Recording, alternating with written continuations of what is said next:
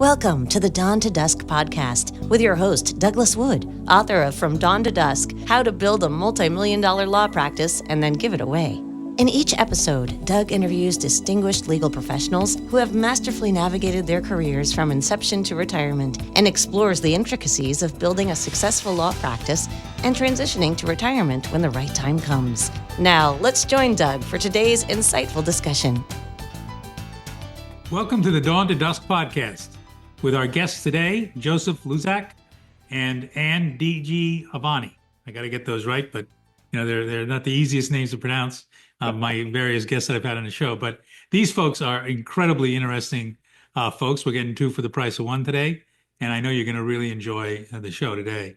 Very quickly, Joseph has over 30 years experience as a lawyer, 4 years at the famous Wilkie Farr and 26 plus years at the advertising and marketing behemoth, Davis+Gilbert. He was also adjunct faculty at UCLA and NYU, and he had a BS from Rutgers and his JD from NYU. But that's the past. Today, Joseph is professionally known as Mood Town, a self-described bald man, he sits underneath that hat somewhere, who malt punk guitars as an indie musician, songwriter, music director, and producer. Most recently, Joseph was half of the musical pop group Only Bricks. He is currently the guitarist, songwriter, and musical director of the artist project DG, and we'll see who DG is momentarily, fronted by his wife, DG, who is also the co-producer with his wife, Anne, of the one-woman rock opera called X's, the musical, and we'll talk a lot about that later on, too. And here's Anne.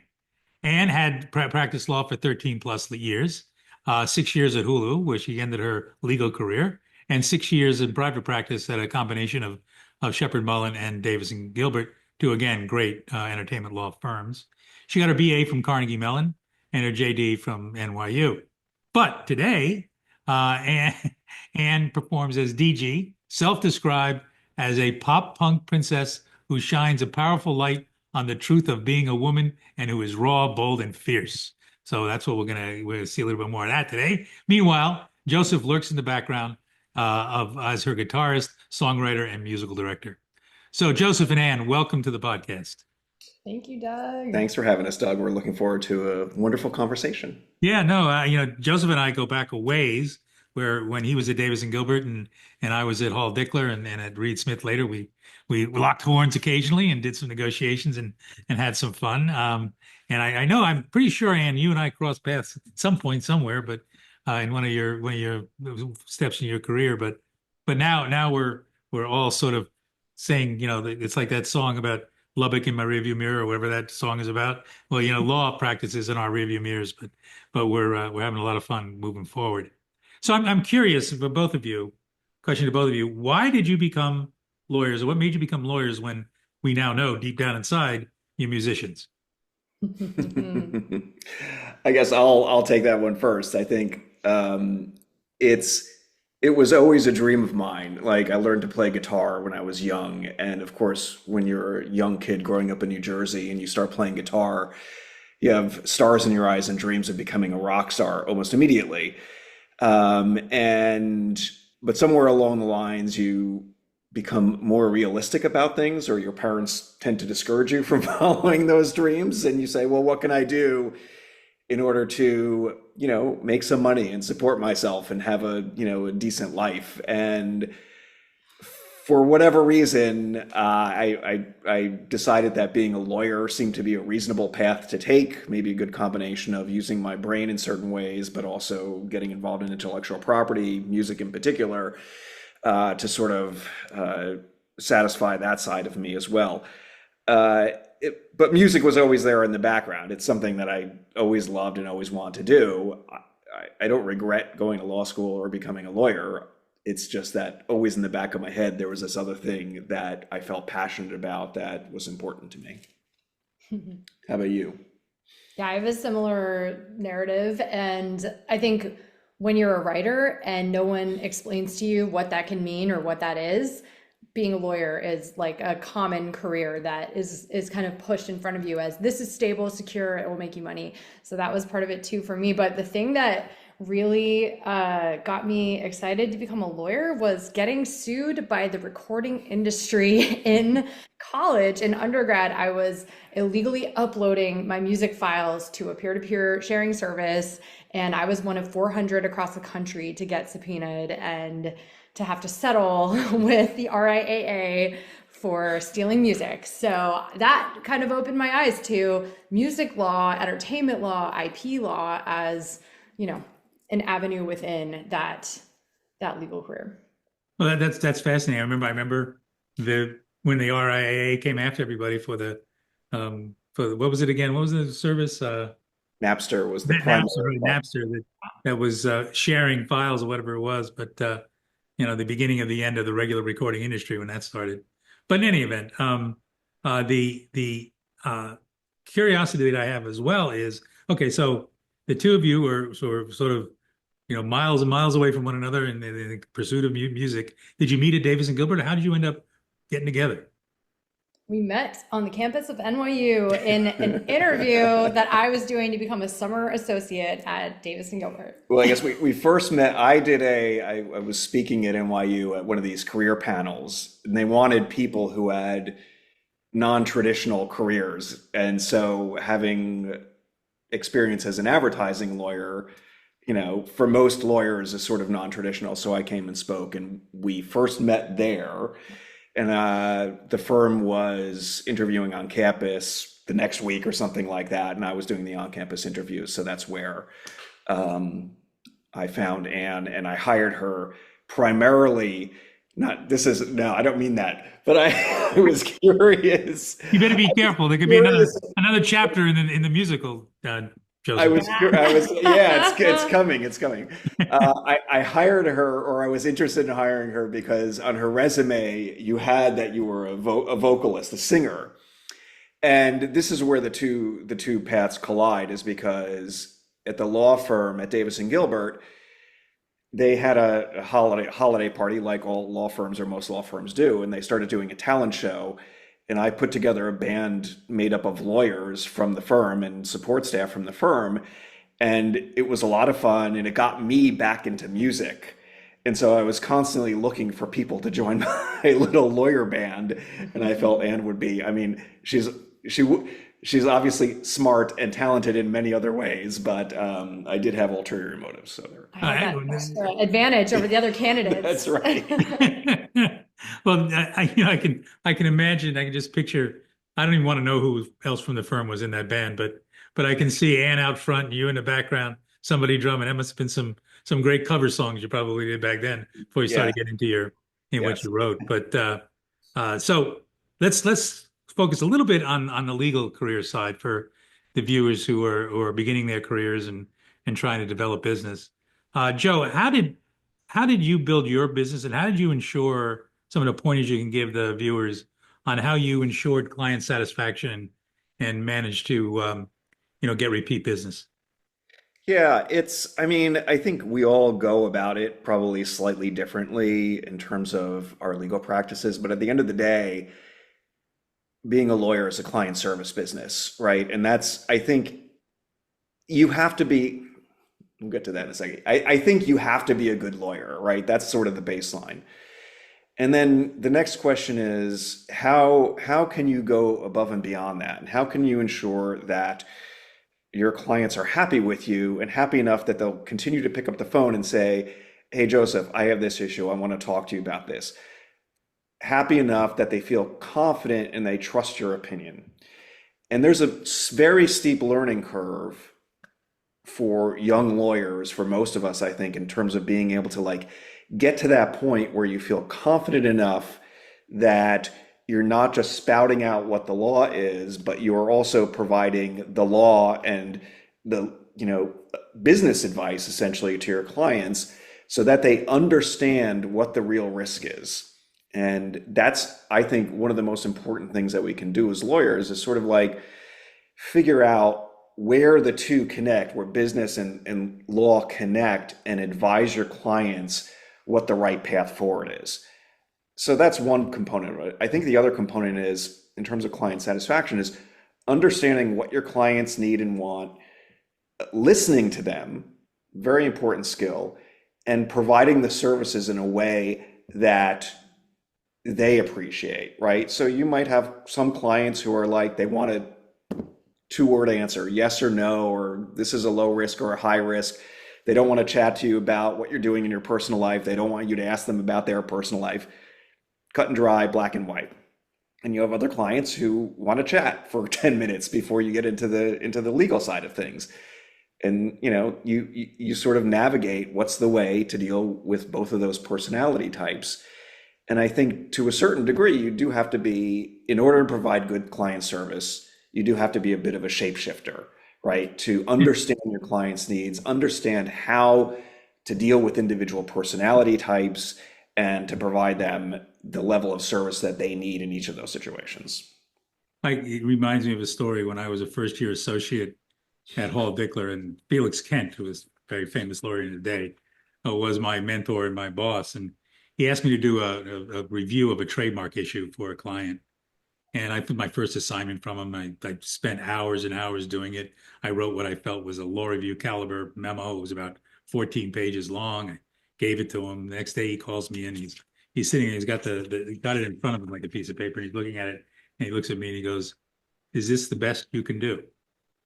It's like I'm dead. I'm dead. No matter how I answer this question, I'm dead. And so I figured I could just throw myself on a sword and say, no, I could have done better, which that would have definitely cost me my job. Or I could take some pride, which I thought was good work. So I said, no, Mr. Kent, that is as good as I could. I think I did a very good job. And he takes a piece of paper and he goes like this, rips it like this, just like that. And he just throws it at it. And now I am like, having a freaking heart attack. And he goes, I asked you to do a memo to a client, not a memo to me. The client doesn't care about cases, footnotes, or any of that garbage. They just want the answer. So you go back and you take that perfectly great law review article and you turn it into a one-page memo to the client. That lesson, as frightening as it was for me, and as dramatic as he purposely made it to make his point, because he was a very dramatic kind of a guy, it really hit me home, just like you're saying, Joseph, that you have to put your mind into the head of your client and understand what they really want and not what you think they want. And that's that function you talked about earlier of listening. Listening is such a critical skill set that successful lawyers need to grow, because if you don't listen properly, you're never going to answer the questions properly. And that's a skill set that can be learned, but most lawyers coming out of law school don't have it. So they all they've done is regurgitated most of what they've been told to regurgitate for 3 years, and then they come and all of a sudden they're in the real world and have a much more difficult occasion.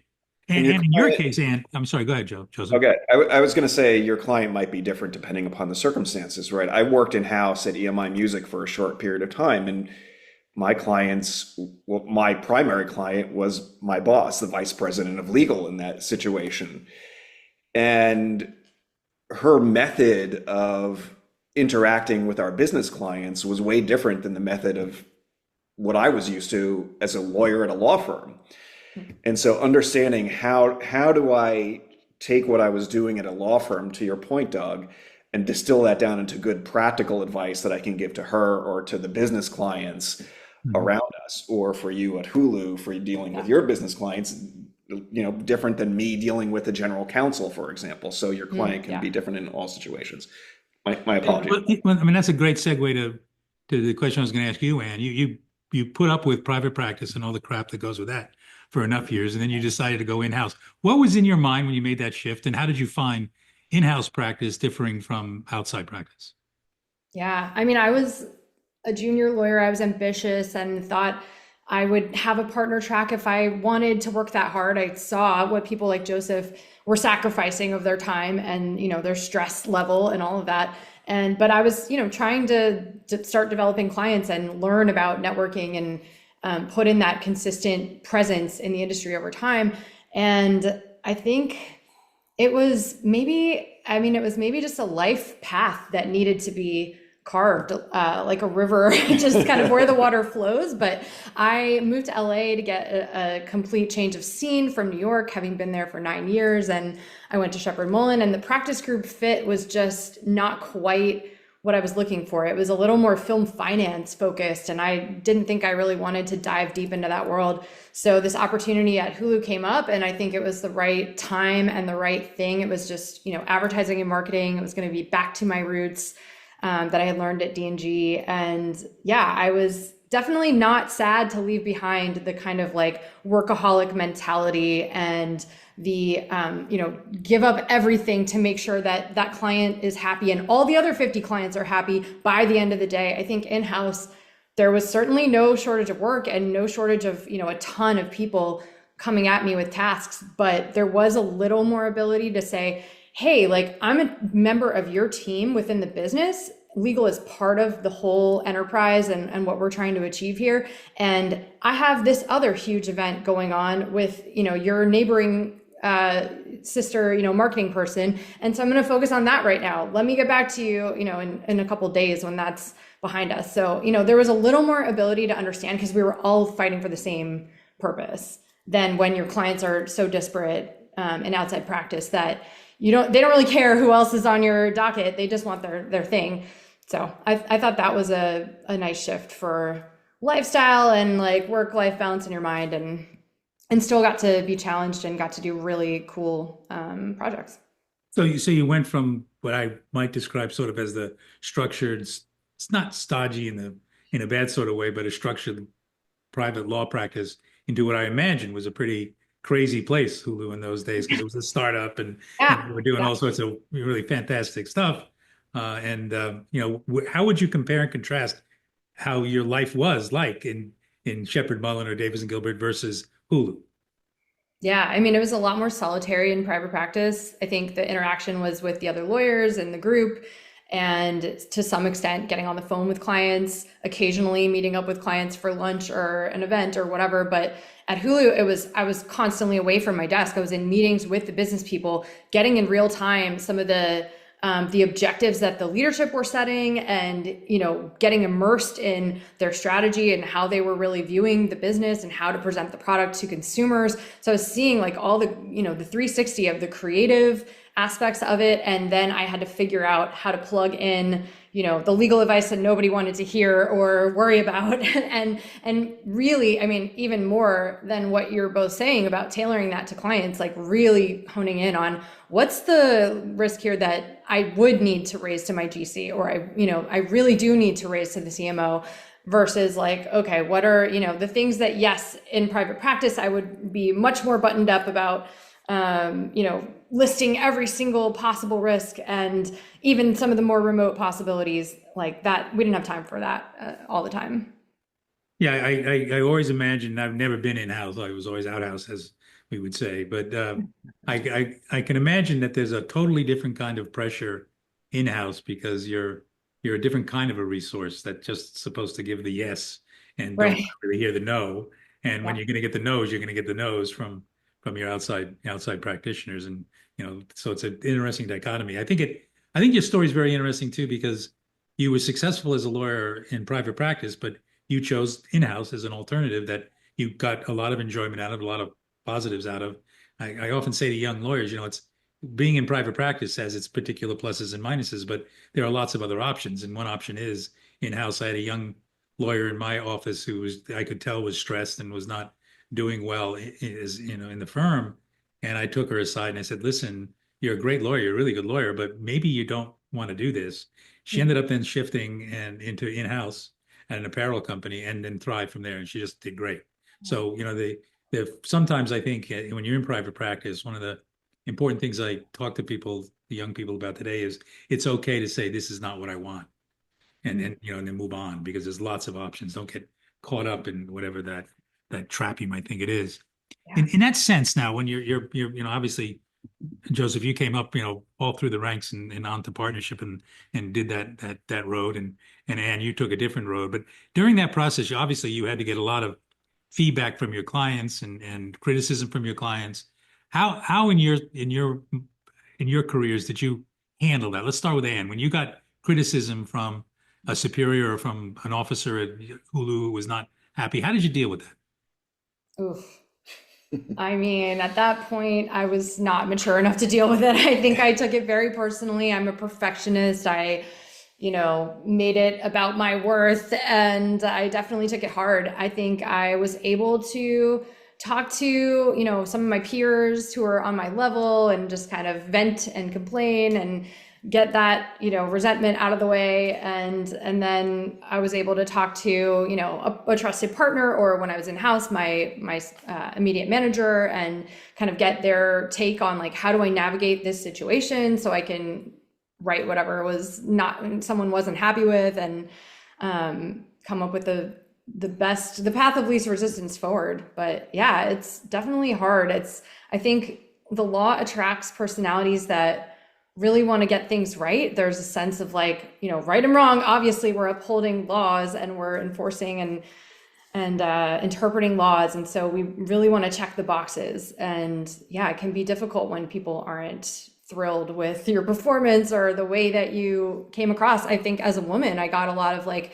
you're too assertive, you're, set back a little bit. And I had to take that in stride, but also know like, okay, there's a cultural overlay here that is bigger than me, that some people just don't want to deal with a personality like that in a female body, which is wrong, but it's the world. Yeah, I think I'd start out by saying you can be the best lawyer in the world. You're going to somewhere at some point in your career, and it could be at the beginning, the middle, or the end, you're going to get criticism from somebody. And part of that is just you're living in the world and you're dealing with so many different people who have different methods of interacting with you and the world. They have different points of view. They have their own personality types, and they may disagree with you. And so you need to expect that. But what goes hand in hand with that is, to further something that Anne said, is sort of knowing your personality and knowing who you are and how you'll react to that criticism is important. I too am a perfectionist. I think a lot of lawyers tend to be these type A perfectionist, a big people pleaser. And so to the same degree, if I got negative feedback from somebody, I take that very personally, but I'd also try to learn from it, right? What did I do wrong? Make a decision tree sort of. Do I think I did anything wrong? If I did do something wrong, how can I improve it in the future? If I didn't do anything wrong, or if I don't think I did anything wrong, but the client does, maybe it's important for me to sort of, apologies. If I didn't do anything wrong, maybe it's important for me to kind of understand how to deal with this client going forward and maybe smooth it over with them.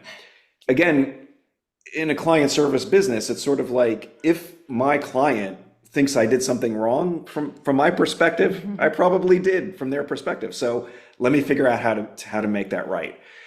I think though too, as you become older, more mature, more seasoned in your practice, you can start to make certain decisions in those instances that may have bigger implications. For example, I've had, and many of us have had this probably in our careers, situations where I just didn't get along with a client. And it could be an important client for the firm, but maybe that's not a relationship that's for me to continue engaging in. And so that's a time for that to be transitioned to another lawyer in the firm. Or if it's my own client, I could be like, this isn't working for me anymore. And that's the place as a outside counsel, as a law firm lawyer, it's a great feeling to be able to say, you know what, this isn't working for me. Let me move on from this relationship. This, as important as money is, right? And the ego boost that you get from that and having lots of clients and all those things, if you can make those decisions that say, I'm more independent, I can make these decisions that make me feel good, and this goes to work-life balance as well, then make them.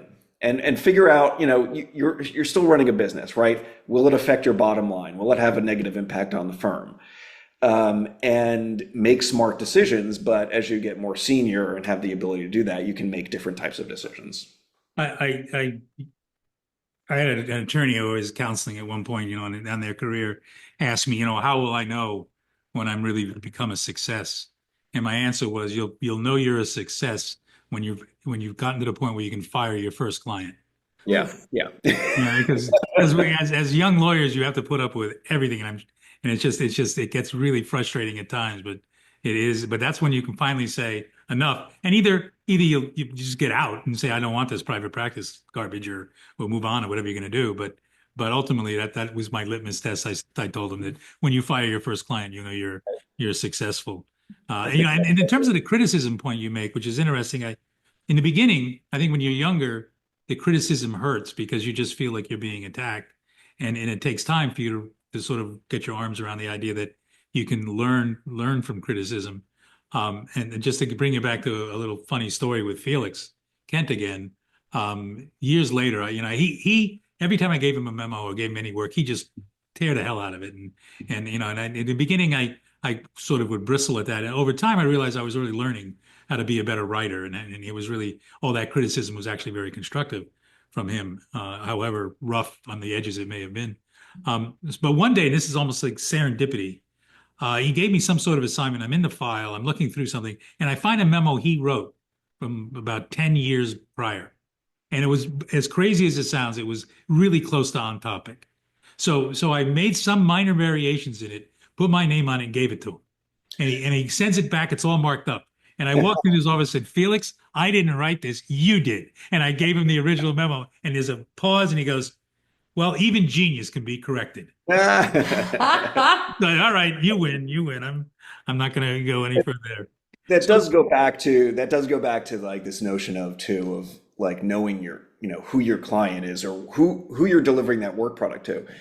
And there were lawyers at Davis and Gilbert who would do the exact same thing, who would look at any memo drafted by anybody and mark it up because they wanted the memo to reflect their style and their personality. And it might be right from a legal perspective, but from their perspective, it wasn't written in their style. And then there are other lawyers who are like, and I feel like I fell into this category, as long as the substance is correct, the style is to the individual attorney to decide for themselves, especially if it's going to be their work product to the client ultimately. So I think it's sometimes it's about, to me, knowing your own personality and then getting a better read on the personalities of those around you and knowing what they're going to want and how they're going to interact with the work product you're giving them and tailor it appropriately. So as before we get on to what you're doing now, your real passion, reflecting on your legal career, what are some of the things you're most proud of that you accomplished in your career, in that phase of your career? Joseph? Okay. I think for me, becoming a partner at Davis and Gilbert was a very proud moment for me, right? It's sort of like this notion of when you graduate from law school and you think about your career ahead, it's sort of like, what type of law do I want to do? And is it interesting enough for me to be engaged in it? And I think I achieved that by getting involved with advertising law and intellectual property, which was very interesting to me. But then the next thing you say is, well, where do I go from there, right? I got into a great law firm. I'm doing interesting work. And like becoming a partner is like you're recognized by, you know, your peers, your fellow partners, and your clients as being, you know, smart enough and good enough and have the right personality to fit in with a group of people. And if not a book of business, at least the perceived ability to generate a book of business. Mm-hmm. And then becoming a partner does give you a sense of authority and also perspective on and power to a certain degree in terms of how you can control your business and being able to interact with your associates and build a practice from there. So to me, that was a sort of a defining moment in terms of where I went from that point. Anne, how about you? Yeah, I feel like more than accolades or business initiatives that I helped launch, it's really like seeing the person that I got to become. And part of that is ending up, you know, even though I've exited law, continuing to have certain friends that I met through that process who will get lunch with me, who, you know, who stay in touch and who are real friends. And also I would say getting to stand up for people on my team in the sense of racial justice and diversity initiatives. So this is not something that I ever spent a lot of time thinking about before the murder of George Floyd in 2020, but I took, some of the success that I had had that thus far, that I had a pretty good, stable career, and learned about how I could help, people of color on my team who had not been elevated the way they should be, and started speaking out about that and advocating for their promotion to my manager and the head of our group, and got my immediate report promoted. And it felt like a small, very small, act of activism that really wasn't, me. It was her just having merit of her own, but getting to be an ally and to say, like, this person, we should be promoting this person of color. That's something I'm really proud of, I think. And yeah, since I've left that world, I've grown in the activism, but it was a start. Well, it's interesting. I think that some lawyers, unfortunately, in their career, they forget that deep down, that's what we are. We're advocates. We're advocates for positions, and sometimes they're not comfortable positions. Sometimes they're difficult to defend positions. But as lawyers, we're advocates for positions, and I share your feelings that the most pride I've had in my own personal practice is when I've been an advocate for something that is meaningful beyond just a client's issue. If it's beyond dollars and cents, that's what the most rewarding thing that I ever got out of practicing law was really making a difference beyond bringing a fee into the firm. I was lucky enough to be able to do that part, which gave me the freedom to do the other part. But often when I talk to lawyers, I've been asked them, what is the thing that you're most proud of in your career? Very often it's that extracurricular thing, I would call it, where they went above and beyond what would otherwise have been, what would be considered the norm. So let's take the quantum leap now, and so we'll see. Enough with this lawyer stuff. Whenever I used to get into arguments occasionally with my wife, and I'd start to spout out some kind of legal issue, she goes, "Stop the legal mumbo jumbo and get down to the issues." So now we're gonna get rid of the legal mumbo jumbo, and we're gonna move on. But so Joseph, I'm curious. You made this quantum leap at a relatively ripe age for a musician to have gone after 30 years plus practicing law into becoming a entrepreneur, an independent artist, a producer, all those things that go along with that. How did you encounter that? What did you encounter when you did that? What kind of reactions did you get from folks? Did people in the profession or outside the profession or your family say, "What were you been smoking, Joseph? What are you, nuts?" What happened when you did this? Yeah, all those things. It's I think, to begin with, it was a difficult transition. You think that this is going to be the most amazing and beautiful thing that has ever happened to me, and I'm going to be so happy because I'm now finally, after this long period of time, able to realize my dream in some form. Like I've done the law, and now I'm going to focus on the creativity aspects and writing songs and doing all those things that I've always wanted to do in a serious way. Or at least what I found out, and I think I've heard from other people that this is true, is that you lose a lot because you've lost what you gained over 30 years, right? I was a partner in a law firm. I was respected in the industry. I was an adjunct professor. I was speaking at conferences and writing articles and quoted in newspapers. And my clients respected me and valued my opinion. And once I stepped away from all that, I found to be this void where I was like, oh, I'm not getting that recognition anymore. My ego was like, what's going on here? What are you doing to me? And very quickly it was thrown into a position where it's sort of like I'm starting from absolute zero. Even having been, a musician and a songwriter for many years of my life, it was sort of, that was my hobby type of thing. And now I'm in an industry where it's like, I have no experience. I don't really know anybody. I don't know anything. People don't care. Like my family, to your point, Doug, was like, what are you thinking about? Why would you leave that? You have a lucrative career. You're making good money, all these things. I think some of my clients weren't surprised because they knew me personally. Other clients were like disappointed. A lot of my, partners at the law firm were surprised. And it became, you have to grieve the process of leaving that behind. And it definitely was a grieving process for me. It's sort of like understanding what I left behind, but then embracing the next step. And I never envisioned myself as being one of these people when I left the law or quote retired that I would, just go off and play golf if that's your thing and travel. If that's your thing. Great. I love it. For me, I wanted to do what's the next thing for me to do? What interests me? What do I want to achieve? What are the things I want to do to challenge myself? And but it is a process of sort of building up again from scratch all the things that I did as a lawyer, right? You think about becoming a lawyer, you study for your LSATs, you go to law school, you work hard in law school, you become an associate maybe or a low-level lawyer at some place, and you build up your career and your practice, and you get good at what you're doing. And now I'm just starting all of that over.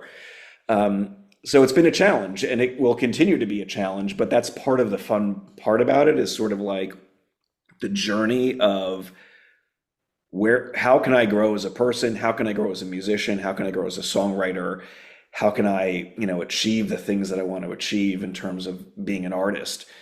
I think on top of this is being, I'm older for sure, is the music industry is full of very young people. And we have a great community out here in Los Angeles, and we know a lot of indie musicians and songwriters. But when we go to events that are filled with indie musicians and songwriters, they're mostly in their 20s, and so it's sort of like I am undoubtedly 99% of the time the oldest person in the room. And that's another thing you have to deal with. Like, as a lawyer, the older you get, you have this sort of, respect that, is imbued upon you because you have so many years of experience. And now as a, new indie songwriter musician, I'm just an old guy in the room that people were like, what does he know? So that's the difficult thing for me in terms of dealing with you make some really interesting points there to bring it to a story about me, not to bring this to me, but this will give you an idea of what this is about. When I decided I was done, I decided I wasn't going to be the guy who dies in his soup and, at the desk kind of thing. I decided I was going to leave, was going to do whatever I was going to do. And I figured there must be consultants who would help me do this because I had never sort of encountered this. So I went out, and there really weren't any. The only consultants were out there to get your affairs in order, make sure you got, your IRAs done, your wills done. I mean, it's like, you're now going to go die. Okay. So now you get to go die, and that's it. Right. So I said, well, wait a minute. And I sort of looked at, what my passions were and stuff. And I had been writing novels before then. So I had something to fall back on, like you had your music to fall back on. But in all my career, I would watch lawyers who didn't have anything to fall back on. And they were the saddest lawyers you'd ever met, because sooner or later, I jokingly say, we all hit our use-by date as lawyers. And it's not so much because you're not smart anymore. It's because your clients age out too, and the peers of the, the people who start to run the companies and start to be the client base, they want advice and counsel and hang out with their peers. So that, that seniority almost comes, it's always respected, but eventually it goes off the cliff. And if you wait for yourself to go off the cliff, that's the worst scenario you can find yourself in. But I suspect, and I'll take a quantum leap of a guess here, Joseph, that I'll tell you what once happened to me after I left, and I wonder whether there's some analogy here. I was walking along the beach in Jersey one afternoon down in Beach Haven. I'm walking along, and I look down, and there's a woman sitting there reading one of my books. No. That moment That's cool. made every single moment of doubt that I had in doing what I was doing vanish. I'll bet there are moments in your career, Joseph, where you've been up on stage and you've read a review, or there's something that's happened, or you've seen something about one of your songs that tells you this is where I belong. Yeah, 100%. And you try to walk the tightrope of wanting that, but not wanting that, right? We try to look at it as we're doing art because we want to do art, not because we want the recognition for it or the accolades for it. That being said, it feels really good to get a good review of your music, or for me, it's about playing live, and I think we both appreciate this. When we play our music live in front of people, there's no better feeling in the world. And you lose your, nothing else matters than what is happening in that moment and the excitement of playing your songs that you've written live in front of people and getting a warm reception from the crowd. It's beautiful. And there's nothing that I would rather do than, create that experience and that feeling. And I agree with you. It's sort of like, it was difficult leaving, but I know that I'm on the right path and that I will continue to be until, I decide or we decide that there's something else for us next. We've done the music thing and we'll move on. One of the observations I would make as well is that when I was a lawyer, what I was creating was really regurgitating and refining other people's work. Whether it was judicial decisions, statutes, whatever it was. It really wasn't mine. It wasn't something I invented from whole cloth. My books are mine. They're like my children. And I suspect your songs are the same way. And there's a certain kind of ownership of that that's different than the most successful lawyer can typically experience. You have an ownership of that, your performance, your sheer creativity that you two obviously bring to the stage, and I've seen in the videos, that you can't measure, and it's a totally different kind of success. But so many senior lawyers, like you said earlier, they think that what retirement's going to be about is going to play golf. If that's all you've got, because you're going to stink at playing golf your entire life, you're only going to get worse at it the more you play it. And so it's not that is not a viable option. So that's why I admire the two of you and what you've done. So let's jump to the X's the musical, because this I found really interesting. For our viewers out there, I'll give a little bit of background. Anne has been performing various songs she's written, and she had a diary that dealt with some of her ex-boyfriends, 9 in all. So I won't make any further comment on that one. But then they came up with the idea that these songs related to them, let's make it into a musical, and that's sort of where it started, I think. But Anne, I'd love for you to tell us more about that journey of where you went from being from a performer and then suddenly getting the idea that I'm going to make a musical now. Yeah, it was really a natural transition to that medium because I was a musical theater kid and did shows growing up and all through my 20s until I got into the law firm, and that took up all my time, and it was sort of like, okay, goodbye music, until Joseph came along with the band. But yeah, it was a return to my native form, and I think it's a really great way to make the storytelling come more alive than just having a little bit of what we call banter, like the speeches that you give from stage in between the songs. Now we've created a character that DG really is. She's talking to her Barbies. She's talking to her TV set in her childhood bedroom, and you're witnessing her go through the coming of age instead of just kind of hearing a 41-year-old, tell you what happened to her back in the day. So it brings the magic of like the presence of that moment more to the forefront, and I've just loved getting to do the show in this way. I was looking at some of the video of it on the YouTube channel earlier today, and that was, I get the impression, I have not seen the show itself. It hasn't made it to Wilmington, North Carolina yet, but not yet. we'll host you. But it looked like a very somewhat complicated production, because there were costume changes, there were scene changes, there were all sorts of things. So mounting that had to be a real challenge. Yes, and I'll let Joseph talk more about it, but the great element that we got to bring in when we musicalized the show, our band set, was the video pieces that we worked with this amazing artist called Avoid Void, who is Colombian, to bring to life. And these are like really collages of pop culture from the time in the 90s, the 2000s and beyond, of me having these experiences that mirrored sort of the messaging that I was getting about relationships, that mirrored some of the men that I was seeing, and so they further kind of reinforced, like, this isn't just this one woman's experience. This is our entire pervasive culture that tells us to worship love, romance, relationships, So yeah, but the technical aspects, Joseph has really come into a new skill set. Yeah, that's the thing. When you retire and decide to be, I mean, I think we're entrepreneurs to a certain degree, right? You don't, we treat the artist project as a business. And, we look at, what are the various revenue streams? How can we produce the best product possible? But as a small business, you're doing a lot of things yourself. And where we can hire people and bring in people who are better than what we can do, we bring them in. If not, we do it ourselves. And for the musical, I had to learn a lot of the technical aspects in terms of the video and incorporating that into the show, and how to make the entirety of the musical components and the video components interact with each other and become sort of a seamless unit with the diary readings and the monologues.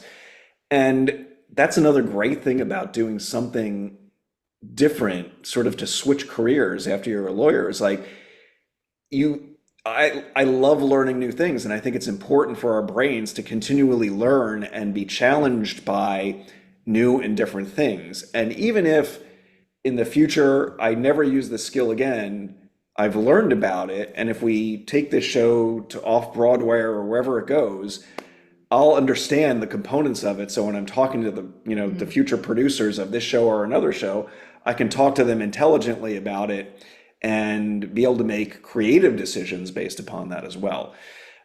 So it was really interesting and a good challenge, and fun, to be honest with you, to do it.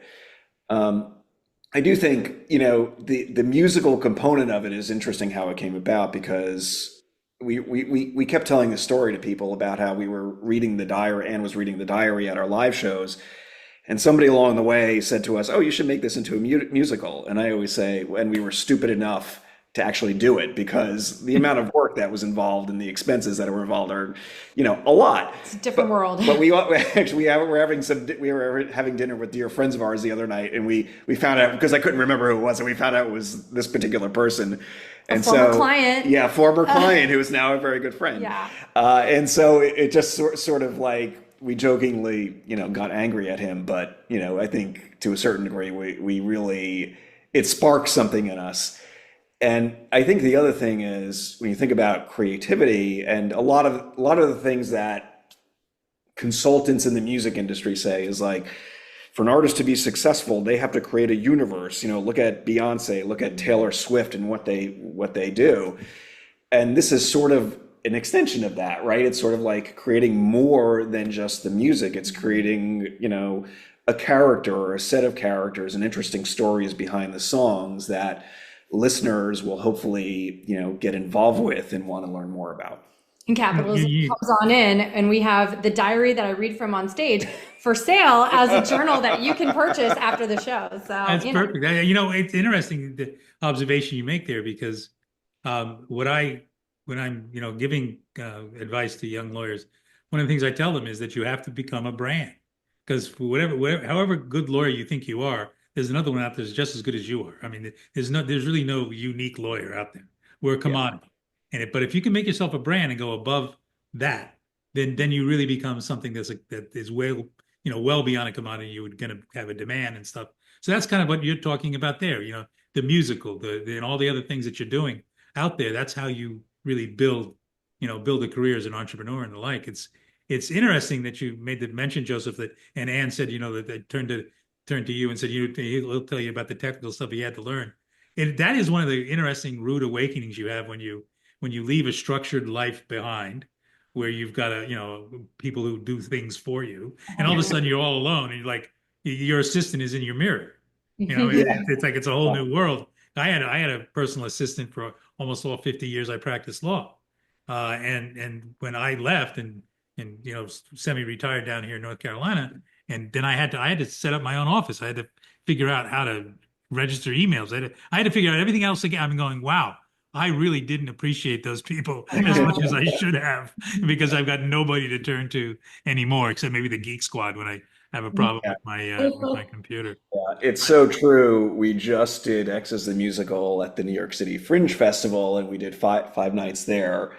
And we had a small stage crew, but essentially we did everything. Like, we booked the travel, we importantly hauled the equipment from Los Angeles to New York City, and then every night we had a show, we'd bring it down the elevator from the hotel and push it down the street to the theater and set it up.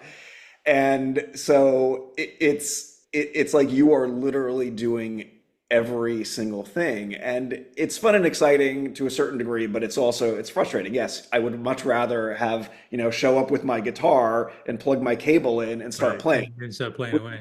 We're just not at that level yet. We're really trying to make some industry connections and sell this thing as, it's ready to workshop, it's ready to tour, it's ready to be licensed by colleges. So how can we further develop it to get it really ready, to sell it? And if that involves me continuing to perform it, that's great. I would love to see another young woman or femme person do the show. So that would be awesome. But yeah, Edinburgh Fringe in 2026 is a dream. That's a huge Fringe festival. So that would be an expensive and massive undertaking, but there's a lot ahead. Yeah, well, there's all the dreams. Now I have to ask you though, did any of the exes show up at any of the performances? No, not to my knowledge. I was wondering because several of them are still in the New York area, so that would have been fun. There you go. That would have been an interesting thing. So, Yeah. so I can see, that you guys, you have your life, business balance and everything else. How do you cope with it today when you're traveling and being, you're the roadie and you're the whole group, and plus you're doing this and everything else that you're doing. How do you find balance? Yeah, I mean, we don't. We work too much. I think there's something that has been a comfort during the transition is that we have kept kind of grinding, and we've kept that pace of work hard, do more, do it all, and that's how we're going to succeed in this music thing. It's hard to remind ourselves we need to take a vacation where we don't shoot a music video or do a show. Yeah, I think, I don't know. I feel like it's funny because I agree. I think we're working hard. I always say I don't think we're working hard enough, which is probably not true because we were recording vocals until 10 o'clock last night on a new song that we're releasing. And I spend hours a day working on whatever I need to be working on. And so I probably, in certain respects, work harder now than I did as a lawyer, but I enjoy it a lot more. And so the need to step away is less critical for me. And then I do have a great degree of flexibility to step away whenever I want, right? And without the worry of, oh my God, somebody's probably sending me an email. Somebody's wondering where this contract is. I probably have, 10 phone messages that I have to return when I get back to my desk. If I'm editing a video as an example, and I've been doing it for 5 hours and I want to step away and go work out or, relax and read a book for an hour, I can do that without having to worry about the consequences of taking that time away. And so that to me is when I'm away, I'm truly away.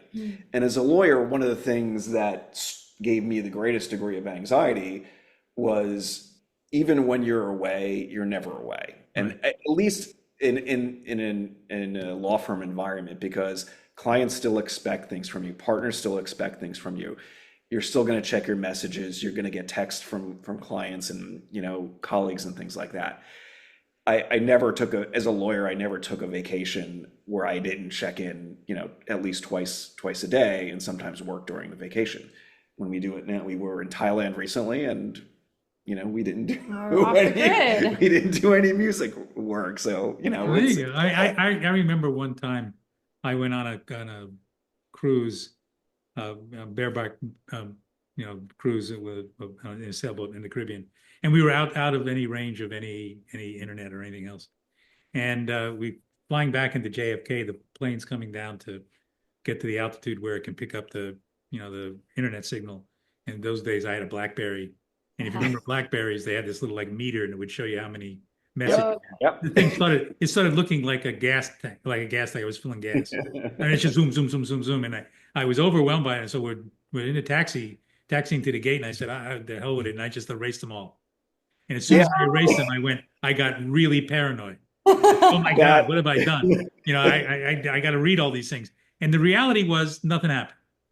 Yeah. And rather than that, so it sort of gave me a sense, maybe it's not so important to get yourself wrapped up in some of this stuff as much as it is. And you're right, Joseph, that I used to be the same. I mean, I'd worry about the clients 24/7 and never really left you. It was always, that was the most negative aspect of private practice, that, you had to suffer. And the further higher up you got, the worse that got. Of course. I mean, it didn't get any better. It just got worse and worse and worse. And then now that I'm, theoretically a solo practitioner, but trying not to practice law, just doing other things, it's a totally different world. It is. It's actually relaxing. Yeah.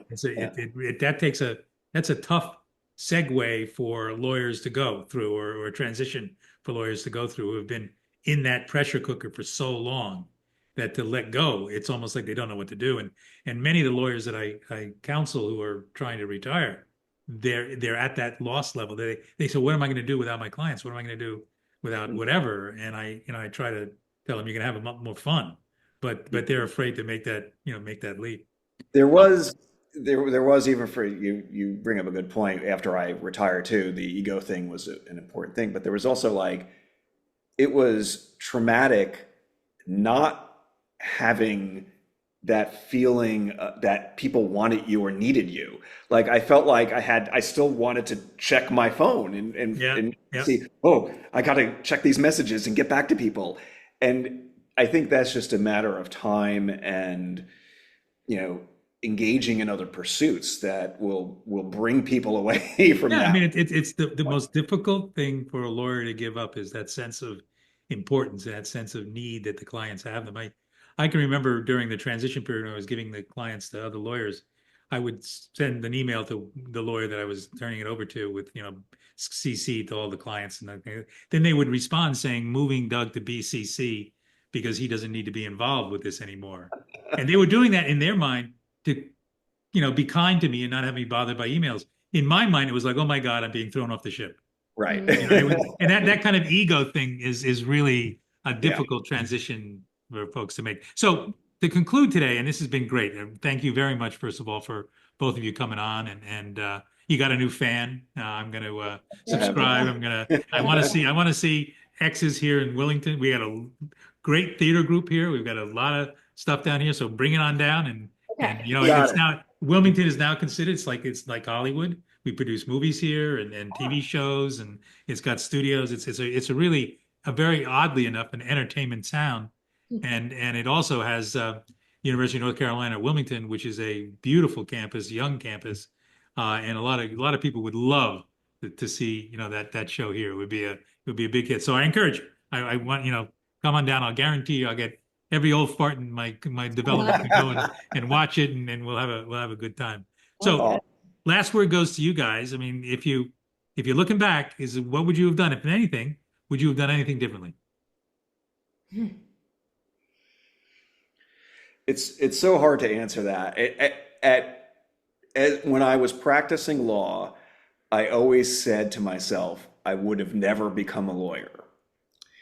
And now that I'm no longer a lawyer, or no longer a practicing lawyer, I think it was well worth doing what I did and learning what I learned and going through those experiences, because I don't think I would be who I am today and engaging in what I'm doing now if I hadn't had those experiences, and also having the financial stability to do what I'm doing as well. So I think I thought I regretted it, but I think in retrospect, I'm comfortable with how I spent those 30 years as a lawyer. Yeah, no regrets. I think I had to go down the path I went to kind of, in a winding way, get here to a creative life. And it makes me think, like, what can I do differently going forward to follow more of like what is a yes for me, or what brings me joy, rather than going back to that mentality that, I need to live in fear. I need to make sure I'm secure. I need to have a scarcity mindset, all of that. Like, I look at the mentality and I say, okay, how can I do it differently for the rest of my life, which is a gift. Well said. Perfect. Awesome. With that, we're going to call it a day. And again, thank you very much for coming onto the show. Doug, thank you so much for having us. We're very happy to talk about of course, the musical aspects of our lives. But it was interesting to reminisce somewhat about the legal aspects as well. So thank you. Thank you for joining us on the Dawn to Dusk podcast. You can learn more on building and transitioning a multi-million-dollar law practice in Doug's book, From Dawn to Dusk, How to Build a Multi-Million-Dollar Law Practice and Then Give It Away.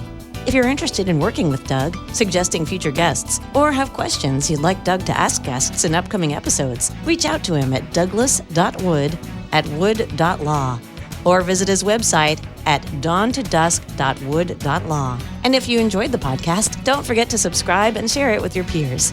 Until next time, we appreciate your viewership.